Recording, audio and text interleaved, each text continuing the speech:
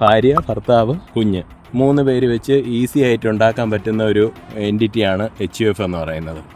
പിന്നെ ഇത് രണ്ടും കഴിഞ്ഞിട്ടുള്ള ടാക്സ് ബെനിഫിറ്റും കൂടെ ഇൻക്ലൂഡ് ചെയ്യാൻ പറ്റുന്ന 2 സക്സഷൻ ടൂൾസാണ് HUFും ട്രസ്റ്റും. അപ്പോൾ ഈ HUF ഇപ്പോൾ അത്ര കോമൺ അല്ലെങ്കിലും എനിക്ക് തോന്നുന്നു നെക്സ്റ്റ് ഇനി അങ്ങോട്ട് ചിലപ്പം HUF ഭയങ്കര ഇമ്പോർട്ടൻ്റ് ആയിട്ടുള്ളൊരു സക്സഷൻ ടൂൾ ആവും. കാരണം ഒരു ഭാര്യ, ഭർത്താവ്, കുഞ്ഞ് 3 പേര് വെച്ച് ഈസി ആയിട്ട് ഉണ്ടാക്കാൻ പറ്റുന്ന ഒരു എൻറ്റിറ്റിയാണ് HUF എന്ന് പറയുന്നത്.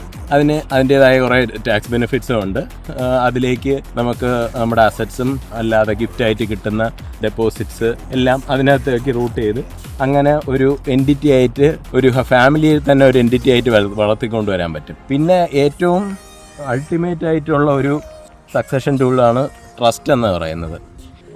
ഈ ടാറ്റ, റിലയൻസ് അങ്ങനെ ഒരു അൾട്രാ വെൽത്തി ലെവൽ ഒരു സക്സഷൻ ടൂളാണ് ട്രസ്റ്റ് എന്ന് പറയുന്നത്. ട്രസ്റ്റിലേക്ക് ഏകദേശം പല ടൈപ്പ് ഓഫ് ബിസിനസ്സുകൾ, കമ്പനീസ് ആവാം, വേറെ എന്ത് ടൈപ്പ് ഓഫ് ബിസിനസ് എൻറ്റിറ്റീസും ആവാം, അതിൻ്റെയൊക്കെ കൺട്രോള് ഒരു ട്രസ്റ്റ് വഴി മെയിൻറ്റെയിൻ ചെയ്യാൻ പറ്റും.